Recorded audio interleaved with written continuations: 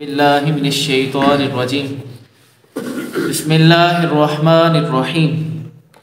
आज बिहम्दिल्लाहि ताला हमारा लेक्चर नंबर 29 है। आयत नंबर 221 टू 228 तक बयान होगा। इन आयात के अंदर अहकामात के बारे में वाज़े तौर पे बयान हुआ है।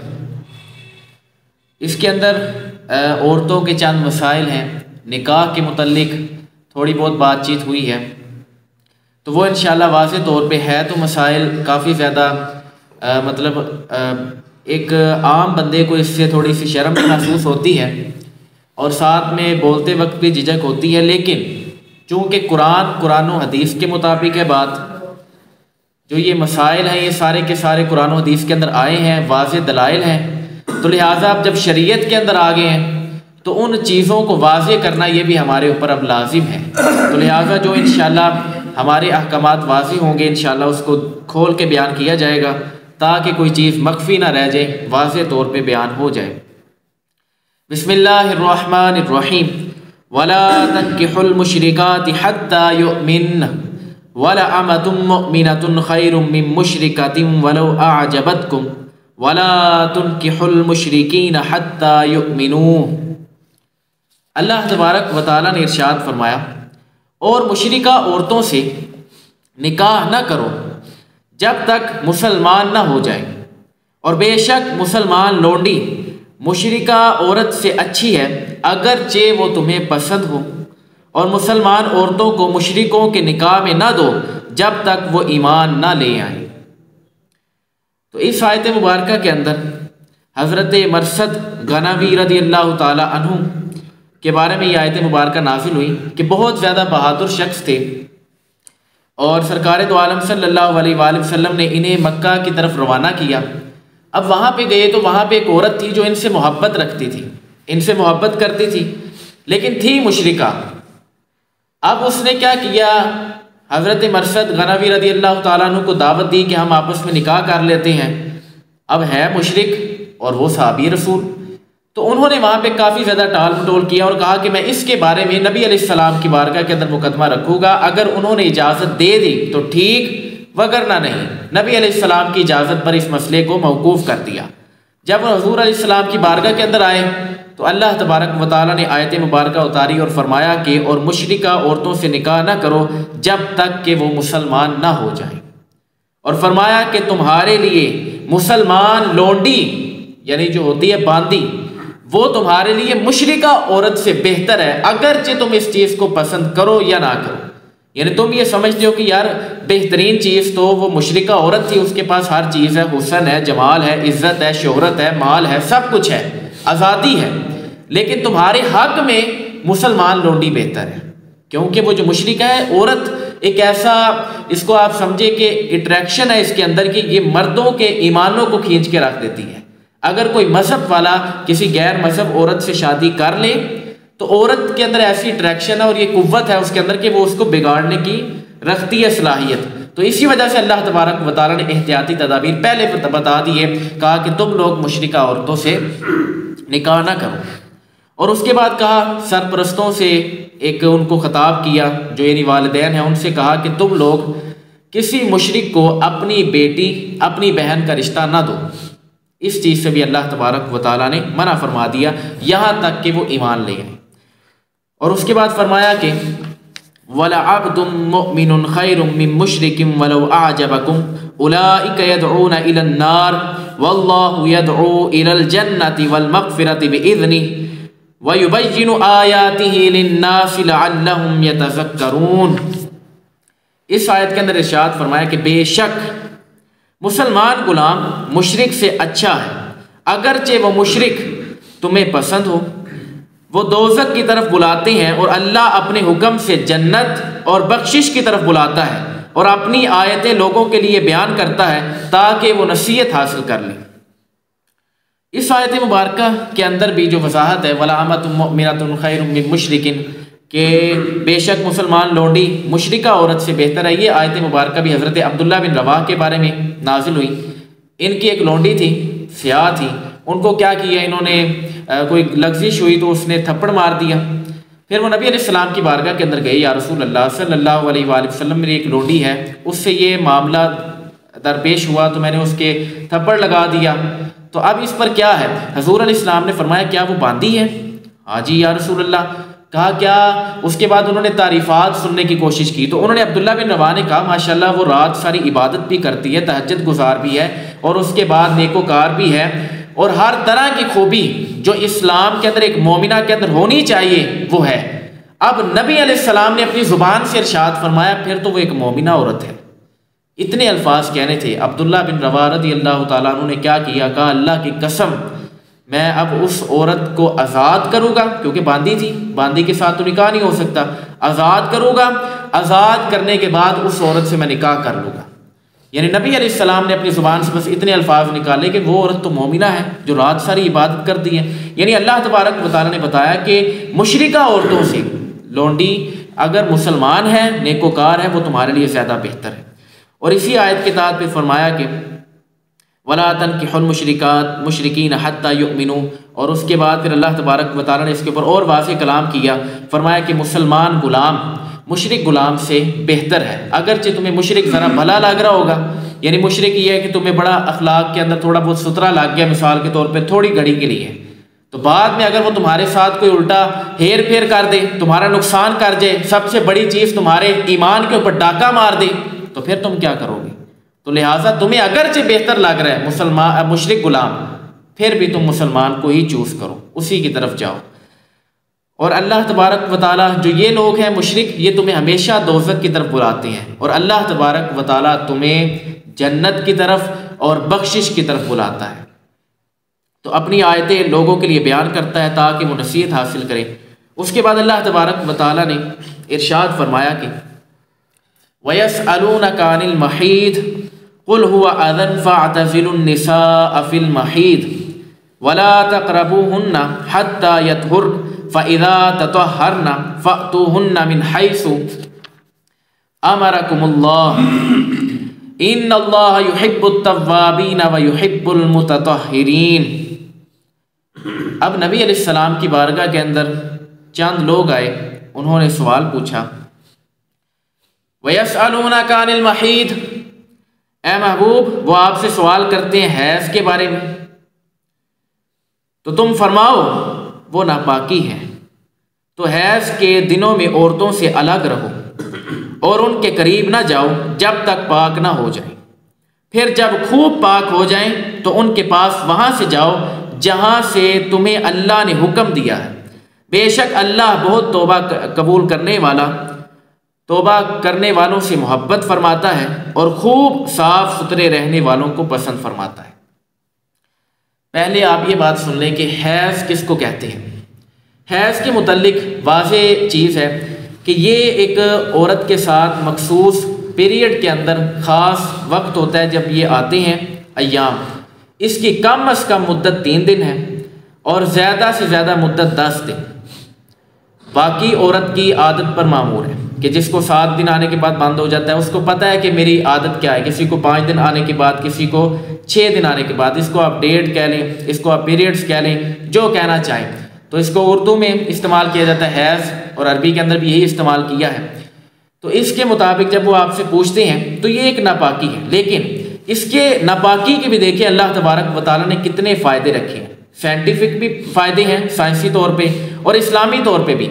आप देखें ये हैज़ ही है कि जब ज़माने हमल के अंदर माँ के पेट के अंदर बच्चा होता है तो उस बच्चे की जो खुराक बनती है वो हैज़ का खून ही होता है। आप देखिए इसके कितने फ़ायदे हैं। बंदा बाजार तो समझता है नापाकी है, गंदगी है, अज़ियत है, और वाकई में है भी, लेकिन इसके फ़ायदे भी हैं। अब जो अल्लाह तबारक व तआला ने यहाँ पे बयान फरमाया वो फरमाया उसका शान नज़ूल भी ये है कि जो यहूदी थे वो बिल्कुल इंतहा कर दिया करते थे। उनकी जब औरतों को हैज़ आता था उनके बर्तन अलहदा, खाने पीने का सिस्टम अलहदा, उनके बिस्तर अलहदा, उनके साथ बातचीत नहीं करनी, एक छत के नीचे नहीं रहने देना, मुकम्मल तौर पे बाइकाट। अच्छा, दूसरी तरफ ईसाई थे, उन्होंने क्या किया, जब उनको ये दिन आते औरतों को हालत हैज़ में आती औरतें तो वो इसमें शिद्दत करते, वो और ज़्यादा इसके अंदर सोहबत करते, मुबाशरत करते। तो अल्लाह तबारक व तआला ने मुसलमानों की औरतों को हकूक़ निस्वा दिया, बराबरी का हकूक दिया। कहा कि सिर्फ नाफ से लेकर नीचे वाले हिस्से तक, घुटनों के नीचे तक तुम उससे नफ़ा नहीं उठा सकते, उसके अलावा तुम जहां से चाहो इन दिनों के अंदर भी तुम नफ़ा उठा सकते हो। तो ये अल्लाह तबारक व तआला ने औरत की इज्जत को कायम रखा। इस्लाम ने औरत को इज्जत दी। यहूदी तो बिल्कुल बायकाट कर देते हैं और ईसाई तो बिल्कुल उसके साथ ज़्यादा जुड़ जाते हैं। अल्लाह तबारक व तआला ने बिल्कुल बराबरी रखी और इस्लाम ने उनको इंसाफ दिया, हकूक दिया और कहा कि इन दिनों के अंदर उनसे थोड़ा दूर रहो। ये हाल अगर इसके अंदर कोई बंदा इसको जानबूझकर और इस मसले को हल्का समझ के फिर जाके औरत के साथ वती करे, वो बंदा काफिर हो जाता है, क्योंकि उसने कुरान की नस को छेड़ा है, कुरान की आयत के साथ एक तरह उसने पंगा लिया है। और एक वो शख्स है जो इसको मानता तो हराम है कि ये काम हराम है, लेकिन इन अय्याम के अंदर फिर जाके मुबाशरत करता है औरत के साथ, तो ये काम हराम है, बिल्कुल कतई तौर पे हराम इसको कहा जाएगा और बंदा सख्त गुनाहगार होगा, जिसको आप कबीरा गुनाह भी कह सकते हैं। तो चूंकि इन आयात से वाज़ेह है कि हालत हैज़ के अंदर वो नापाकी है। उसके बाद अल्लाह तबारक व तआला ने फरमाया हैज़ के दिनों में औरतों से अलग रहो, यानी मखसूस जो उनका वो वाला लुबादा है उन चीज़ों से बिल्कुल अलहदा रहो।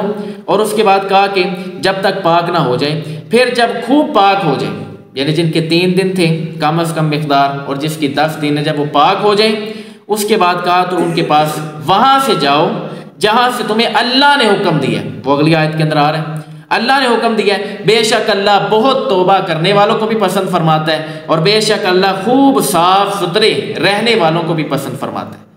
देखे ना, निफासत भी तो एक चीज़ है ना, तो बंदे का अगर कहीं जाना भी है तो बंदा पकीसा वाली जगह पे जाए, ना कि बंदा गंदगी की तरफ मुंह मारने की कोशिश करे। तो लिहाजा इन अहकामात के अंदर अल्लाह तबारक व तआला ने हालत हैज़ के अंदर औरत के साथ जिमा करना ये हराम है। तो लिहाजा इस तरफ जाना ये यहूदियों सा और ना जाना यहूदियों से, बिल्कुल दूर हो जाना, औरतों के साथ बाइकाट कर लेना, ये यहूदियों सा अमल है। और बिल्कुल इस दिनों के अंदर औरतों के बिल्कुल साथ जुड़ के रहना ये ईसाइयों का अमल है। उसके बाद हैज़ के चंद अहकामात हैं। हैज़ की कम अज़ कम मुद्दत 3 दिन मैंने बताया और ज़्यादा से ज़्यादा 10 दिन है, बाकी उसकी आदत पर मामूर है। हैज़ के दिनों में औरत के लिए तिलावत कुरान, नमाज, रोज़ा, मस्जिद में दाखिला और कुरान को छूना और खाना काबा का तवाफ़ हराम हो जाता है। अच्छा, फिर इसके अंदर रोज़े की अय्याम हैज़ के रोज़ों की कज़ा औरत पर है, यानी हालत हैज़ के अंदर रोज़े आ गए उनकी कज़ा है, लेकिन हालत हैज़ के अंदर नमाज आ गई तो उसकी माफ़ी है। इसी के मुतल्लिक मिशकात के अंदर हदीस मिलती है, नबी अलैहिस्सलाम ईदगाह की तरफ जा रहे थे तो रास्ते में चंद औरतों को देखा, तो औरतों ने अपना मुकदमा सामने रखा, या रसूल अल्लाह सल्लल्लाहु अलैहि वसल्लम हम मर्दों से कम क्यों हैं? नबी अलैहिस्सलाम ने इरशाद फरमाया तुम दीनी तौर पे भी मर्दों से कम हो और दुनियावी तौर के अंदर भी। या रसूलुल्लाह वो किस तरह? और हुज़ूर ने फरमाया मैंने तुम्हें कसरत से देखा है कि तुम जहन्नुम में हो, औरतें। ठीक है, उसके बाद फरमाया कि उसकी वजह भी मुतादिद है जो अहादीस के अंदर आई है कि ये चुगलखोरियाँ बहुत ज़्यादा करती हैं। फिर उसके बाद मर्द को एक ही जुमला कहती है पूरी ज़िंदगी में कि तूने किया ही कुछ नहीं मेरे लिए। एक जुमले के ऊपर इसकी गिरफ्त है कि ये पूरी ज़िंदगी मर्द सब कुछ करता रहता है, नबी अलैहिस्सलाम फरमाते हैं उसका एक ही जुमला वो आगे से उसकी नाशुक्री कर देती है, कहती है तूने किया ही कुछ नहीं मेरे लिए। ये एक जुमला ही उसके जहन्नुम में जाने के लिए काफ़ी हो जाता है। तो लिहाजा इन चीज़ों के अहकामात औरतों को बाकायदा बताने चाहिए, सिखाने चाहिए।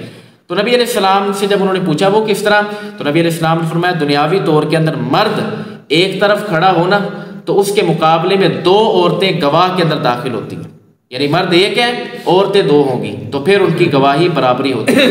और दीनी के अंदर फरमाया जब तुम्हारे ऊपर एक मखसूस दिन आते हैं उनके अंदर तुम दीन के अंदर नाकिस हो जाती हो, तुम्हारे अय्याम की वजह से तुम इबादत कामिल तौर पे नहीं कर सकते, जबकि मर्द अकमलुल कामिल तौर पे इबादत करते हैं। तो लिहाजा इस वजह से यहाँ पे फरमाया कि नमाज़ें उन पर माफ़ हो जाती हैं जो हालत हैज़ के अंदर आती हैं उस ज़माने के अंदर, और जो रोज़े आए हैं उनकी कज़ा की जाएगी। उसके बाद फरमाया निसाउकुम हर्सुल लकुम फ़अतू हर्सकुम अन्ना शिअतुम वक़द्दिमू लिअन्फुसिकुम वत्तक़ुल्लाह वअलमू अन्नकुम मुलाक़ूह वबश्शिरिल मुमिनीन। तुम्हारी औरतें तुम्हारे लिए खेतियां हैं, तो अपनी खेतियों में जिस तरह चाहो आओ और अपने फ़ायदे का काम पहले करो और अल्लाह से डरते रहो और जान रखो कि तुम इससे मिलने वाले हो, और ए हबीब ईमान वालों को बशारत दो। अब देखें इसी आयत मुबारका के अंदर अल्लाह तबारक व तआला ने बशारत भी दी है और साथ ही साथ फरमाया कि अल्लाह से डरो भी, दोनों चीज़ों को तंबीह कर दी है। अब जब बंदा निकाह करता है तो उसके बाद निकाह का हुसूल सबसे पहले तो अपनी नज़रों की हिफाजत है, उसके बाद औलाद का हुसूल है। अल्लाह ने इस आयत के अंदर वाज़ेह फरमा दिया है कि वहाँ से जाओ जहाँ पे खेतियाँ हैं, और खेती से हमेशा समरा भी मिलता है, यानी फल। बंदा खेती के अंदर कुछ बीजता है तो वहाँ से फिर बंदा काश्तकारी भी करता है, बंदे को वहाँ से फ़ायदा हासिल होता है। तो फरमाया वहाँ से जाना है, चाहे बंदा खड़ा होके करे, चाहे बैठ के, चाहे लेटे लेटे, जिस तरह मर्जी सूरत हाल के अंदर करे, उसके लिए ये चीज़ लाजिम है कि लेकिन एक ही मकाम के अंदर करना है जो उसकी खेती की जगह है, जहाँ से उसको औलाद का हसूल मिलेगा, जहाँ से उसको फ़ायदा होगा, वहाँ जाना है, चाहे जिस मर्जी आगे। क्योंकि यहूदी कहते थे कि जब कोई बंदा पीछे से जाता है औरत की जानिब, लेकिन जाए चाहे अगले मकाम के अंदर, तो उसके अंदर ये वाज़ेह तौर पे कहते थे कि बच्चा बेंगा पैदा होता है। अल्लाह ने इस आयत के अंदर उनका विराद फरमा दिया, फरमाया चाहे आगे से जाओ चाहे पीछे से, जिधर मर्जी से आओ, उसका कोई इशू नहीं है, लेकिन जाना एक ही मकाम के अंदर है। अल्लाह तबारक व तआला तुम्हें उसके अंदर बशारत देगा, और मोमिनों के लिए बशारत नबी अलैहिस्सलाम को कहा आप दे दें। तो लिहाजा लेकिन इसमें याद रखना है, अल्लाह से डरता भी रहे बंदा, और फरमाया कि अल्लाह को याद रखो। इस सूरत के अंदर भी उसके ऊपर बुखारी शरीफ की हदीस मिलती है, हज़रत अब्दुल्ला बिन अब्बास से रवायत है, हज़ूर अक़दस सल्लल्लाहु अलैहि वसल्लम ने इरशाद फरमाया, अगर तुम में से कोई अपनी बीवी के पास जाए तो ये कलिमात पढ़ ली। देखे ना, अल्लाह तबारक व तआला ने फरमाया है कि जब तुम उनके पास जाओ तो पहले अपने फ़ायदे के काम कर लो। वो फ़ायदे के काम क्या है? वो ज़िक्र इलाही है, वो बिस्मिल्लाह पढ़ ली जाए। उसका जो सबसे बेहतरीन जो बुखारी शरीफ के अंदर तरीका आया है वो ये आया कि बंदा ये अल्फाज पढ़े, बिस्मिल्लाहि अल्लाहुम्मज नब्बिना शैताना वजन्निब्नि शैताना मा रज़क़तना। फरमाया कि अल्लाह के नाम के साथ, ए अल्लाह हमें शैतान से महफूज रखना, और जो इससे हमें चीज़ हासिल होगी उस चीज़ को भी शैतान से महफूज रखना, यानी औलाद, तो वो चीज़ भी महफूज रहे। बस ये दुआ पढ़ने के बाद सोहबत करने से जो बच्चा उन्हें मिलेगा, अल्लाह तबारक व तआला उसे शैतान से महफूज रखेगा। अब ये सारे के सारे अहकामात शरीयत के हैं, और शरीयत जब खुलेगी तो फिर वो वाज़े तौर पे, क्योंकि जिस तरह का दौर है फिर उसके मुताबिक एक एक मसला वाज़े तौर पे बयान हो जाए, ताकि किसी के लिए कोई डाउट ना रह जाए, किसी के लिए कोई मसला दरपेश ना रहे। उसके बाद फरमाया, वला तजअलुल्लाह उर्दतन लिअयमानिकुम अन तबर्रु व तत्तकू व तुस्लिहू बैनन्नास वल्लाहु समीउन अलीम। और अपनी कस्मों की वजह से अल्लाह के नाम को एहसान करने और परहेजगारी इख्तियार करने और लोगों में सुलह कराने में आड़ न बना लो, और अल्लाह सुनने वाला और जानने वाला है। इस आयत मुबारका का शान नज़ूल ये है कि अब्दुल्ला बिन रवाह रज़ी अल्लाह तआला अन्हु ने कसम खाई कि मैं अपने बहनोई हज़रत नौमान बिन बशीर रज़ी अल्लाह तआला अन्हु से ना कलाम करूँगा और ना उनके घर जाऊँगा और ना उनके मुखालिफिन से उनकी सुलह कराऊँगा। जब उन्होंने इसके मुतालिक उनसे कहा जाता तो वो कहते कि मैं तो कसम से हूँ, यानी जब कहा जाता कि आप उनसे गुफ्तगू कर लें अपने बहनोई से, नौमान बिन बशीर रज़ी अल्लाह तआला अन्हु से, तो वो कहते मैं तो कसम से हूँ। तो इस पर अल्लाह तबारक व तआला ने फरमाया कि तुम्हारा ये हक नहीं है कि तुम नेक कामों में कसम खा लो, और अगर तुम नेक कामों में कसम खा लेते हो तो उसके बाद तुम्हारा ये हक है कि फिर नेक काम तुम कर लो। कसम तुम्हारी टूट गई है, अब वो कसम जो टूटी है उसका तुम कफारा दे दो, नेक काम से तुमने दूर नहीं हटना। बंदा मिसाल के तौर पर कोई बंदा कसम खाता है कि मैं आज के बाद नमाज नहीं पढ़ूंगा, अब नमाज तो फ़र्ज है तो उस पर यह हुक्म है कि लिहाजा नमाज पढ़ेगा। हाँ, कसम जो टूटी है उसका वो कफारा देगा, कफारा दे के फिर वो बंदा इससे बरी ज़िम्मा होगा।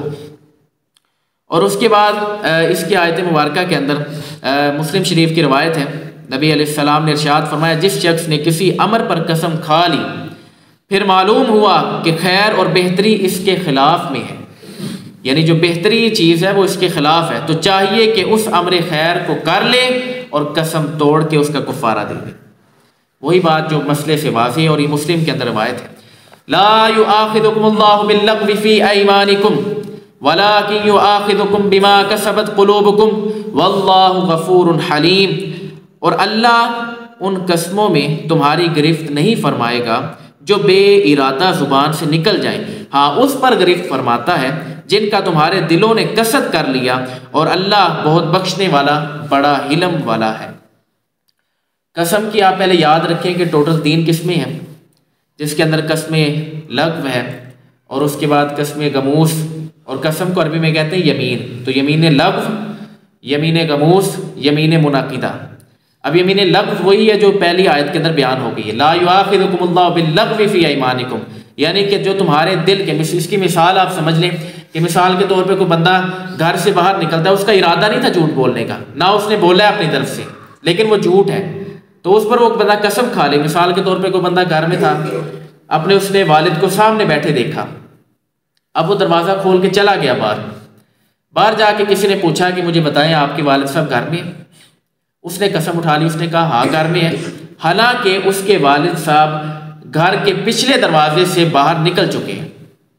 अब वो वहां पे कसम उठा रहा है कि मेरे वालिद साहब घर में हैं, यानी घर में मैं देख के आया हूं, हालांकि उसके वालिद साहब पिछले दरवाजे से निकल चुके हैं। फरमाया ये वाला जो अमल है ना, इसको यमीन लग़्व समझे, और इस यमीन लग़्व की तुम्हारे लिए पकड़ नहीं है कि जिस पर तुम तो अपनी बाजार सच कह रहे हो लेकिन वो सच नहीं है, उस पर तुमने कसम भी उठा ली है, तो बे इरादा तुम्हारी जुबानों से निकल जाए, अल्लाह तबारक व तआला उसमें तुम्हारी गिरफ्त नहीं फरमाता। देखिए कितना मज़ेदार दीन है कि बंदा इस चीज़ से भी बच जाता है। पहली उम्मतों के अंदर ये चीज़ें नहीं थी। और उसके बाद फरमाया जिसमें तुम्हारा दिल पुख्ता हो, यानी जिसमें तुम्हारा कसद है। अब तुम एक चीज़ कसद के साथ कहो कि यार मैं कल फलां बंदे से कलाम नहीं करूँगा, मैं फलां बंदे का काम नहीं करूँगा, अल्लाह की कसम, तो फरमाया ये यमीने गमूस और मुनाकिदा हो जाएगी। तो यमीने मुनाकिदा होगी तो इस पर बंदे को कुफारा देना पड़ेगा और बंदा गुनाहगार भी होगा। और यमीने गमूस जो है वो बंदा ज़माना माजी में जानबूझकर कसम खाए कि मैं वो काम नहीं किया था, तो ज़माना माजी में खाई है, तो लिहाजा इस पर बंदे को कुछ नहीं होगा, यानी कि गुनाह होगा, कुफारा नहीं देना होगा। तो ये चंद मसाइल हैं जो कसम के मुतल्लिक है। इसी के आगे फिर अल्लाह तबारक व तआला ने मसला इला, ये मसला भी बहुत ज़्यादा इम्पोर्टेंट है। जो ज़्यादातर घर से लड़ाई करके गुस्सा करके निकल जाएं और बाहर के मुल्कों में निकल जाएं या दूर चले जाएं और कसम खा लें कि मैं अपनी बीवी के साथ 4 माह तक सोहबत नहीं करूँगा या मैं करूँगा ही नहीं, दोनों में से कोई उसने एक कसम खाई, तो फरमाया कि लिल्लज़ीना युअलूना मिन निसाइहिम तरब्बुसु अर्बअति अशहुर फ़इन फ़ाऊ फ़इन्नल्लाह गफ़ूरुर रहीम। और जो अपनी बीवियों के पास ना जाने की कसम खा बैठे हैं उनके लिए 4 महीने की मोहलत है, बस अगर उस मुद्दत में वो रजू कर ले तो अल्लाह बख्शने वाला मेहरबान है। किसी बंदे ने कसम खाई कि मैं अपनी बीवी से 4 महीने तक सोहबत नहीं करूँगा, अब अगर वो 4 महीने से पहले कर लेता है तो उस पर वही बात है कि कसम का कुफारा लाजिम होगा। हाँ, बाकी उसने सोहबत कर ली, उसका रिश्ता बच गया। लेकिन अगर वो बंदा नहीं करता और 4 महीने तक उसने नहीं किया, सोहबत नहीं कर रहा, तो लिहाजा उस औरत को 4 महीने बाद फिर तलाक़े बाइना वाक़ई हो जाएगी। इसमें भी औरत का हक रखा है। ये अल्लाह तबारक व तआला ने शान दी है कि 4 महीने तक अगर वो नहीं कर रहा। और इसके अंदर ये बात याद रखिए, मर्द बड़े हमारे ऐसे मिलते हैं वाक़यात भी कि जिसके अंदर बाज़ औक़ात क्या करते हैं, कसम खा लेते हैं। ये जो रिवाज था ये तो ज़माना जाहिलियत के अंदर था और इतना गंदा तरीन रिवाज था। क्या करते थे कि औरत को कहते थे कि मैं तुझसे 2-3 साल तक सोहबत ही नहीं करूँगा। अच्छा, निकल गई, उस औरत को अजियत देने के लिए, अपना ख़ानदानी इंतकाम लेने के लिए, तो ना औरत उससे अपना जो उसकी ख्वाहिशात हैं वो भी मुकम्मल नहीं होती और साथ में वो मर्द अपना इंतकाम लेता रहता है। तो इस चीज़ की भी नफ़ी इस आयत मुबारका के अंदर फरमाई, कहा कि 4 महीने के अंदर अगर बंदा सोहबत कर ले कसम खाने के बाद तो वो चुप करके कुफारा दे तो अल्लाह तबारक व तआला उसको बख्श देगा। लेकिन अगर नहीं करता और कहता है मैं कभी सोहबत नहीं करूँगा तो 4 महीने के बाद वो उसको ऑटोमेटिक तलाक़ बाइना वाक़ई हो जाएगी। ये अल्लाह तबारक व तआला ने इसके लिए एक खासियत रखी है। और उसके बाद फरमाया व इन आज़मुत तलाक़ फ़इन्नल्लाह समीउन अलीम, और अगर वो तलाक़ का पुख्ता इरादा कर लें तो अल्लाह सुनने वाला जानने वाला है। यानी उन्होंने अगर तलाक़ का ही इरादा कर लिया है, उन्होंने अब इरादा पुख्ता कर लिया, अज़म कर लिया कि हमने तलाक़ ही देनी है, कि 4 महीने तक हमने सोहबत नहीं करनी, उसके बाद तलाक़ है, तो लिहाजा इस वजह से वो औरत अब तलाक़ याफ्ता हो जाएगी। वही जो पिछला मसला था। लेकिन इसके अंदर याद रखें वो वाला मसला कि अगर तलाक़ रजी दी है, यानी बंदे ने कहा कि मैं तुझे तलाक़ देता हूँ, अब तलाक़ दे दी, उसके बाद इद्दत के अंदर अगर बंदा रजू कर ले तो उसके लिए जायज़ है, औरत उसके लिए हलाल हो जाएगी। और ये रजू मर्द का मोतबर होगा, औरत का नहीं। वल मुतल्लक़ातु यतरब्बस्न बिअन्फुसिहिन्न सलासत क़ुरूह, और तलाक़ वाली औरतें अपनी जानों को 3 हैज़ तक रोके रखें। यहाँ पे जो लफ्ज़ क़ुरू आया है, इमाम शाफ़ी अलैहि रहमा के नज़दीक क़ुरू से मुराद तोहर है और हम क़ुरू से मुराद हैज़ लेते हैं, इमाम आज़म अलैहि रहमा। तो लिहाजा इसके अंदर एक तो डिबेट बहुत ज़्यादा है, लेकिन हम चूँकि हैज़ मुराद लेते हैं तो उसके मुताबिक फिर हम अय्याम शुमार करते हैं। वो अय्याम इस तरह होंगे कि फरमाया तलाक वाली औरतें क्या करें, अपनी जानों को 3 हैज़ तक रोकें। तो उसके अंदर मुतादिद औरतें आती हैं। एक वो औरत है कि जो गैर मदखूला बिहा है, यानी कि जिसके साथ मर्द औरत का निकाह हुआ, उसके बाद औरत के साथ मर्द ने खलवत सहिया नहीं की, यानी तन्हा एक कमरे में नहीं रहे और साथ में उसके साथ आपस में अटैचमेंट नहीं हुई। तो फरमाया इस वक्त अगर बग़ैर मुबाशरत किए मर्द तलाक दे देता है तो फिर औरत पर कोई इद्दत नहीं है, यानी कुछ भी नहीं किया, निकाह हुआ था यहाँ पे, उसके बाद तलाक, तो उस वक्त फिर कोई इद्दत नहीं है। लेकिन हाँ, अगर उस पर बंदा कर लेता है, उसके बाद उसने क्या किया, निकाह किया, निकाह के बाद खलवत सहिया मिली, मां मुबाशरत कर ली, तो उसके बाद अगर बंदा तलाक देगा तो वो तलाक 3 हैज़ पर मबनी होगी।